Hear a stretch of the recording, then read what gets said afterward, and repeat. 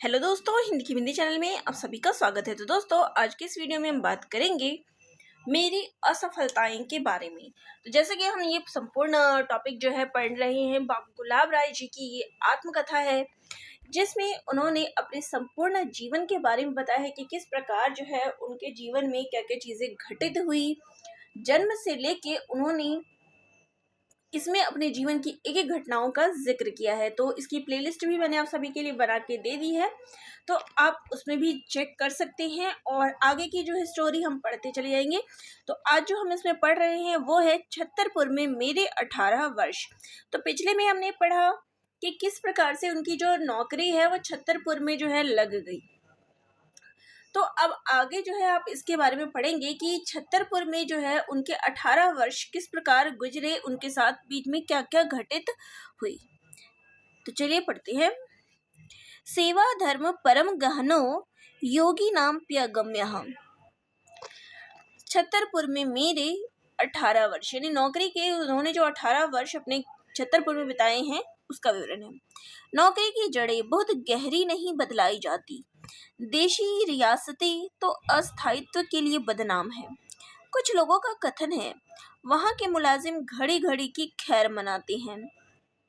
तांगा के आविष्कार के संबंध में एक किदवंती है कि उसे पहले पहल एक रियासत के दीवान ने बनवाया था, जिससे वे राज दरबार में लौटते समय पीछे की ओर मुंह किए हुए यह देखते रहे कि कहीं कोई सवार या हरकारा उनकी बर्खास्तगी का परमाना तो नहीं ला रहा है। तो यहाँ पे कह रहे हैं कि ये जो शुरुआत है, क्योंकि इनकी जो नौकरी थी वो रियासत में ही कहीं पे लगी थी राजा के यहाँ पे, तो वह यही बात बता रहे हैं। फिर तांगे को लेके भी बात बताई है। बात 16 आना ऐसा नहीं, बद अच्छा बदनाम बुरा, कि बद क्या है अच्छा है और बदनाम होना बुरा है। कम से कम स्वर्गीय हिज हाइनेस राजश्री महाराजा सर विश्वनाथ सिंह जूदेव के समय और शायद अभी छतरपुर राज्य नौकरी के अस्थायित्व का अपवाद बना हुआ है। मैंने कई बार रस्सा तुड़ाकर भागने की कोशिश की, परम विनम्र भाव से महाराज साहब से निवेदन किया, जो काम मैं करता हूँ उसे कोई मूर्ख से भी मूर्ख अधिक सफलता के साथ कर सकता है। मुझे घर जाने की छुट्टी दीजिए। किंतु उन्होंने यही कहा, बड़े मूर्ख हो जो ऐसा सोचते हो। प्रत्येक काम में व्यक्तित्व की छाप रहती है। प्राइवेट सेक्रेटरी का काम तो बहुत भारी है। मुझे जूते पहनाने का भी जो काम जो करता है वही कर सकता है और कोई नहीं। मेरा तो यह अनुमान है कि देशी रियासतें पूर्ण रूपेण अपरिवर्तनवादी होती है, कि जो ये है हमेशा से जैसी चली आ रही है वैसी ही अब भी है। अपना जो राजस्व है वो स्थापित करती है, अपनी सत्ता स्थापित करती है। वही बंधेर लगते देर नहीं होती और अंग्रेज बंधेज बंध गया। अगर बंधेज बंध गया तो शंभू शरासन या अंगद के पैर की भांति अटल हो जाता है, और जो कोई इसमें फंस गया वो क्या है, अटल रूप से यही जम के बैठ गया। जिसकी स्थिति परिवर्तन लाने के लिए राम या रावण सा ही विश्वविख्यात योद्धा होना चाहिए। यदि श्रीमान महाराजा साहब रसोई में एक बार गुड़ की डली मांग ले तो 4 या 5 वर्ष तक शेर भर गुड़ का बंधेज लगा रहना कोई आश्चर्य की बात नहीं, कि मतलब इतना ज्यादा सामान महाराज के आदेश पर ही वहां इकट्ठा हो जाता था। नौकरी तो क्या, वहां की मेहमानी में भी स्थायित्व था। एक रोज का मेहमान, दूसरे दिन का इंसान, तीसरे दिन का बेईमान और चौथे दिन का हैवान का मसला देसी रियासतों पर नहीं लागू होता।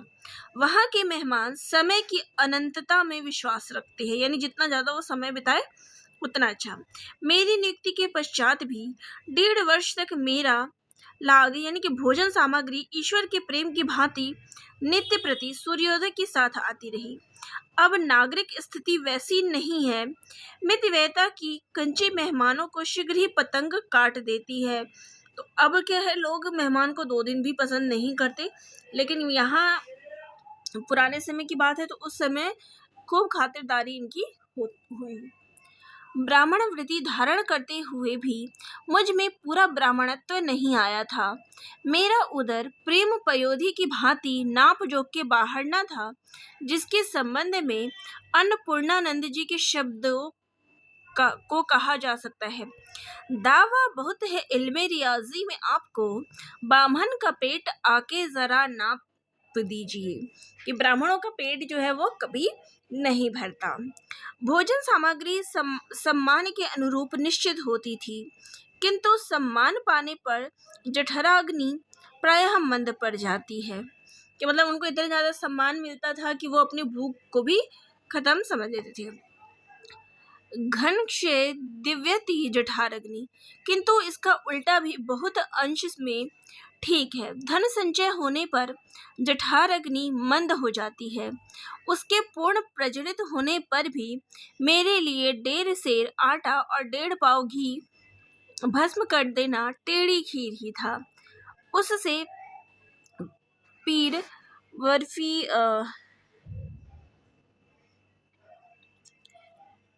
गरीबे पेड़ा का अवश्य भला होता था, किंतु मैं ऐसा ब्राह्मण भक्त न था उसकी चिंता भी करूं, यानी कि जो मैं ऐसा ब्राह्मण भक्त नहीं था कि दूसरे की चिंता करूं। दार्शनिक के नाते कुछ दिनों तो घृतावार पात्र व पात्राधारतम घृतम की समस्या की भांति मुझे भी यह प्रश्न व्यग्र करता रहा कि मेरा वेतन मुझे भोजन सामग्री की दक्षिणा के स्वरूप मिलता है, या वह रोज का आटा दाल वेतन के परिशिष्ट रूप में प्राप्त होता है। तो इनको ये लगता था कि ये जो इनको भोजन सामग्री मिले, कहीं यही तो नहीं इनका वेतन है, या अलग से कुछ इनको मिलेगा। तर्कशास्त्र के विद्यार्थियों को अन्वय व्यनिरेक के सहारे इस निर्णय पर पहुंचने में देर न लगी कि भोजन सामग्री तनख्वाह के साथ लगी है, किंतु उसका आवश्यक अंग नहीं। वह छिपकली की पूंछ की भांति सहज में अलग हो सकती है। मैंने महाराज और दीवान की खातिर खुशामद कर भोजन सामग्री की रकम तनख्वाह में शामिल करा ली। मेरी तनख्वाह 70 से एकदम 100 हो गई और मैं महाराज के दार्शनिक सहचर का गौरविंद पद छोड़कर उनका प्राइवेट सेक्रेटरी बन गया। गा बजा कर खाट में पैर देना स्वीकार कर लिया। क्लर्क, मुहर्रिम, बिल, रजिस्टर, टाइपराइटर के आडंबर से सुसज्जित होकर मैं दफ्तर से संबंध रखने वाला बन गया। तो ये जो है पहले कुछ जो पद था इनका कुछ और था, बाद में ये सेक्रेटरी के पद पर आ गए।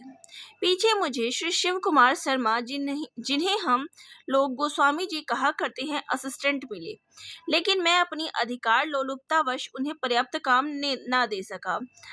यह मेरे और उनके दोनों की ही खेद का विषय रहा। वैसे तो 18 वर्ष में 18 ही शिशिर वसंत आए होंगे, लेकिन मैं उनसे उबा नहीं। हर एक वसंत नई छटा लेकर आता था। रियासत में रहकर इतना मूर्ख ना रहा कि मुझे बसंत की खबर भी ना रहे, क्योंकि उस रोज धूमधाम से शिवजी पर जल चढ़ता और प्रायः नारद मोह का नाटक भी खेला जाता था। सूर्य और चंद्रदेव अपनी स्वर्ण रजत रश्मियों के ताने बाने से नित्य नई समस्याओं का जाल बुन देते थे। प्राइवेट सेक्रेटरी के नाते मेरी निजी ड्यूटियां तो थी ही, किंतु तबेले के बंदर की भांति दूसरों को अलाए बलाए भी मेरे सिर पड़ जाती थी। सब बात के लिए ऐसा क्यों का उत्तर मुझे ही देना पड़ता। यद्यपि मेरे पास किसी अफसर का वकालतनामा न था। बात यह थी कि एक बार मैंने अफसरों की वकालत स्वेच्छापूर्वक कर दी थी, क्योंकि मैं उनकी कठिनाइयां समझता था। इस वकालत के लिए कोई समय निश्चित न था। महाराज सुनते सबकी थे, करते अपने या अफसरों के मन की, किंतु वे उस अफसर को जिसके सार्वजनिक कृत्य जनता की समालोचना का विषय बने हों, उन आलोचकों से मिला अवश्य देते थे। इससे बहुत कुछ दोनों ओर की सफाई हो जाती थी। व्यक्तिगत राज सत्ता में चाहे दोष हो, किंतु शासक की दया का लाभ भी प्रजा को मिल जाता था।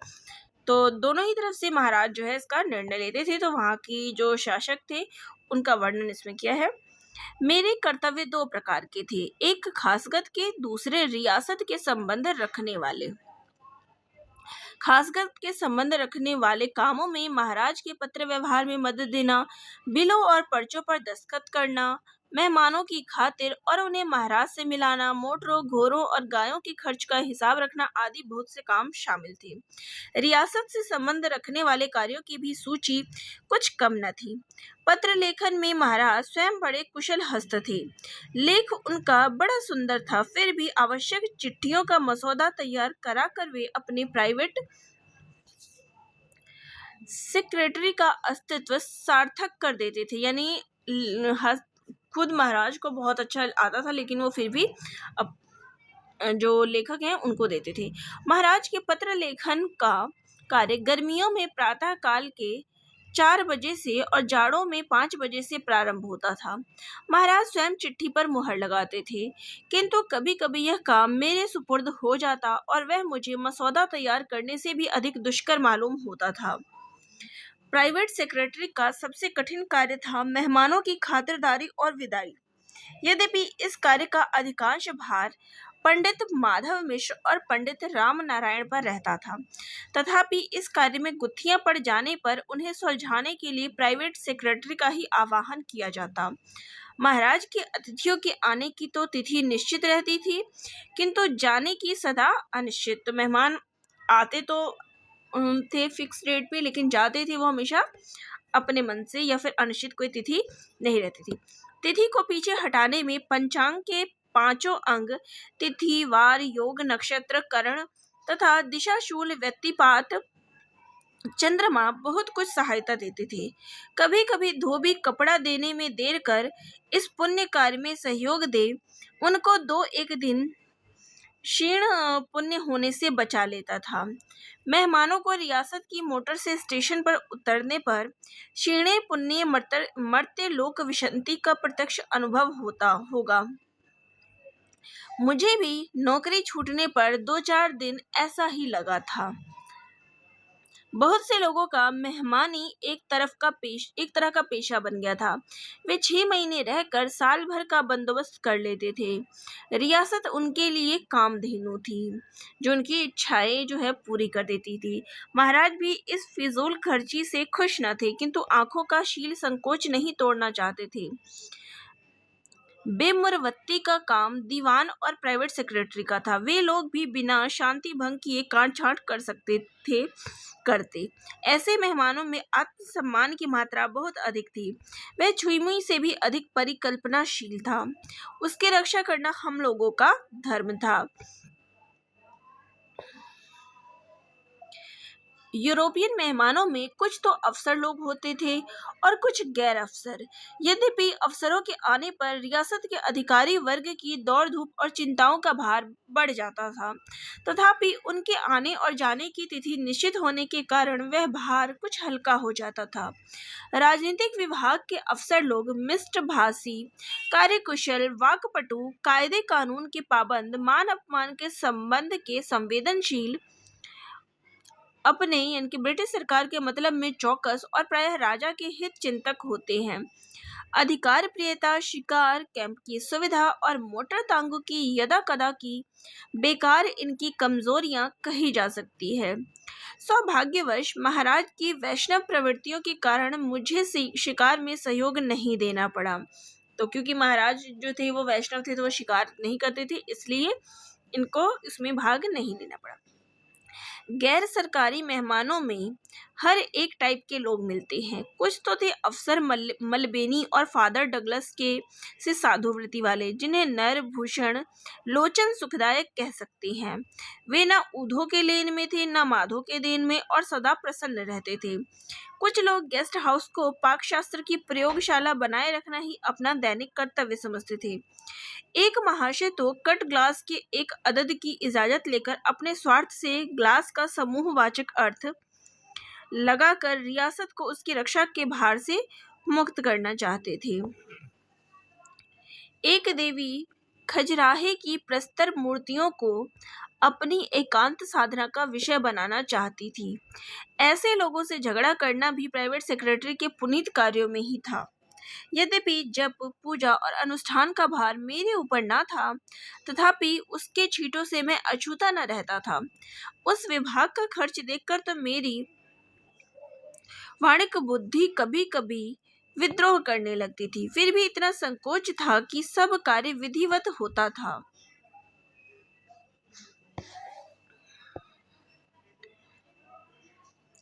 यज्ञ संबंधी शास्त्रोक्त पात्रों का भी दो एक बार आयोजन करना पड़ा था। उससे मेरी ज्ञान वृद्धि हुई। जिस अधिकार से मैं अपने को स्थायी समझता था, उसी अधिकार से परमा मेहतर भी वहां अचल था।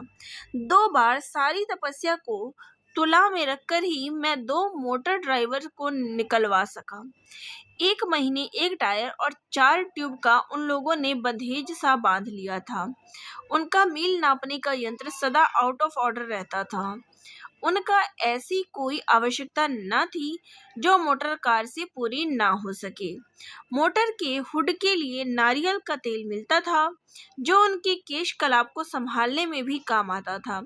मोटर के आभरों के कुर्ते या चद्दरें बनती थी। एक मोटर ड्राइवर को निकालने में मुझे ही पछताना पड़ा। उसके स्थान में एक कम तजुर्बेदार ड्राइवर को रख लिया। उसने महाराज की 16,000 की मोटर झांसी के पास नाव में नदी में गिरा दी। कोई जान खतरे में नहीं आई। यही गनीमत थी। फिर भी महाराज ने इतना ही व्यंग्य किया, और बदल लो ड्राइवर। मेरे ऊपर सैकड़ों घड़े पानी पड़ गया। एक्सीडेंट तो तजुर्बेकार से भी होते हैं, किंतु उस समय ड्राइवर बदलना भूल ही सिद्ध हुई। तो क्योंकि लेखक ने ड्राइवर बदल लिया था, तो इस कारण महाराज ने जो है उनको यहाँ पर ताना कसा कि और बदल लो ड्राइवर बदलने के कारण ही ये चीज हुआ। घर के नौकरों का तजुर्बा शायद बाबा सूरदास जी को भी था। उन्होंने अपने को मुंह लगे नौकर की तरह ढीठ कहा है। तो ये राज उद्यान में बैठे हैं गुलाब राय जी। तो बीच में कुछ कुछ पिक्चरें भी हैं। तो यहाँ पे देखिए, यहाँ पर तो जो वो है क्या नाम है, जो नौकर है, उसने क्या कहा उसके बारे में यहाँ जिक्र किया गया है। तुम प्रताप बल बदत न काहू, निडर भये घर चेरे। महाराज के यहाँ पूर्ण नौकरशाही थी, लेकिन इतनी गनीमत थी कि वे अपने ही अपने विभाग में स्वतंत्र थे। उनका राजकार्य में कोई हस्तक्षेप न था। हर एक चीज का बंधेज था, चाहे उसका खर्च हो या नहीं। प्राइवेट सेक्रेटरी को सबसे वाग युद्ध कर आखिर में समझौता करना पड़ता था, यह जानते हुए भी कि सोडा वाटर मशीन में घी की चिकनाई नहीं दी जाती। पानी वाले पुरोहित जी हर सप्ताह आधा पाव घी देना ही श्रेयकर समझता था। यद्यपि वह पुरोहित जी इस उक्ति का मूल्य की खास खुराक की चीज में तेल का हाथ अच्छा नहीं रहता का मूल्य भली भांति जानता था। तो कुछ चीजों में जो हम कह सकते हैं कि खर्च भी ये लोग अपना करते थे, और लेकिन प्राइवेट सेक्रेटरी होने के नाते लेखक को काफ़ी चीज़ें देखनी पड़ती थी। प्राइवेट सेक्रेटरीशिप के अवसर में मेरे द्वारा कई बार मनोरंजक भूलें भी हुई हैं। एक बार आगरे से तार देखकर 20 सर मोठ की दाल मंगवाई।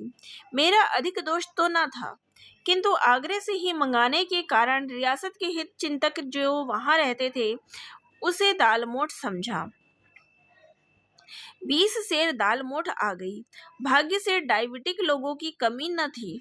डॉक्टर भट्टाचार्य की सिफारिश में उसके ठिकाने लगाने में देर न हुई। महाराज रेल की आई हुई वस्तु अपवित्र समझते थे। महाराज रहते तो बहुत सादे वेश में, लेकिन चमक दमक पसंद करते थे। सनविम का एडवर्टाइजमेंट देखकर वे यह समझे कि उसका रंग सुनहला होगा, किंतु मंगा लेने पर बिल्कुल भंवर काली निकली। बड़ी हंसी रही। महाराज साहब के नामों की निरर्थकता बताते हुए कंडा बीले लक्ष्मी वाली कहावत सुनाई। कंडा बीले लक्ष्मी की, नाम तो लक्ष्मी है लेकिन वो क्या कर रही है, कंडे बीन रही है, उपले बीन रही है। यह सब फिजूल खर्ची होते हुए भी महाराज बड़े खर्चों में सचेत रहते थे। ये तो छोटे मोटे खर्चे थे जिनकी तरफ वो उतना नहीं करते थे, लेकिन बड़े खर्चों की तरफ वो सचेत रहते थे। बाहर के सौदागर आते थे, हजारों का सामान पसंद होता, कई दिन सामान की उलटफेर की जाती, आखिर लिया उतना ही जाता जितना गुंजाइश होती। महाराज के पैर सौर से बाहर नहीं निकलते थे, वैसे भी वे लंबे कद के न थे। खर्च के संबंध में वे हम लोगों को राय मान्य समझते थे। एक बार एक अंग्रेज सौदागर ने उनसे पूछा, आप महाराज हैं या आपका प्राइवेट सेक्रेटरी? तो जब भी ये मतलब पूछते थे, उनसे सलाह लेते थे, तो इसलिए उसने पूछा कि आप महाराज हो या आपका प्राइवेट सेक्रेटरी महाराज है। महाराज ने हंसते हुए उत्तर दिया, हूँ तो मैं ही महाराज, किंतु जहाँ तक रुपए पैसे का मामला है, मैं अपने दीवान और प्राइवेट सेक्रेटरी के शासन में चलना पसंद करता हूँ, ताकि आखिर में मैं इन्हें जिम्मेदार ठहरा सकूं। सौदागर अपना सा मुंह लेकर रह गया। रियासत की नौकरी में यदि कठिनाई थी तो केवल इतनी कि अवसर अक्सर विपरीत हित के लोगों को प्रसन्न रखना पड़ता था। अपरिवर्तनशील पंडित और साधुओं तथा प्रगतिशील दीवानों और पॉलिटिकल अफसरों को एक साथ खुश रखना कठिन कार्य था।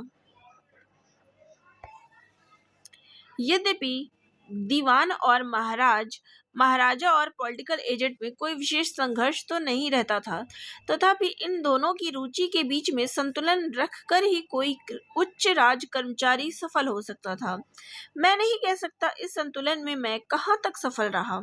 महाराज के देहावसान के पश्चात मुझे अवकाश ग्रहण करना पड़ा, क्योंकि उनके साथ ही उनके प्राइवेट सेक्रेटरी का पद भी गया।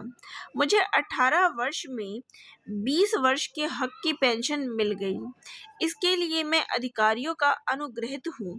छतरपुर की मधुर स्मृति चिरकाल तक रहेगी। मैं अब भी बिल्ली की भांति छतरपुर की प्राइवेट सेक्रेटरी पद की कठिनाइयों तथा सुविधाओं के स्वप्न देख लेता हूँ। तो यहाँ पर जो है, अब ये टॉपिक खत्म होता है। तो यहाँ पर किस प्रकार से जो लेखक ने अपने 18 वर्ष वहाँ बिताए, अच्छे बुरे सब चीज़ें उनको करनी पड़ी, जो लोग वहाँ मेहमान बन के आते थे या सौदागर बन के आते थे, उसका जिक्र उन्होंने किया। काम किस प्रकार का था, उन्होंने उसका जिक्र किया कि किस प्रकार के काम उनको करने पड़ते थे, पत्र व्यवहार आदि, और कब वो उठते थे, महाराज के साथ उनके संबंध कैसे थे, और जब महाराज की मृत्यु हो गई तो उनको वहाँ से जो है विदा लेना पड़ा। तो जितना भी चीज़ था सबका जिक्र उन्होंने इस वाले टॉपिक में किया है। और नेक्स्ट टॉपिक में हम पढ़ेंगे सैर का मूल्य मेरी चोरी। ठीक है, चलिए आज का वीडियो मैं यहीं पे एंड करती हूँ। वीडियो अच्छी लगी तो चैनल को लाइक शेयर और सब्सक्राइब करिएगा। धन्यवाद।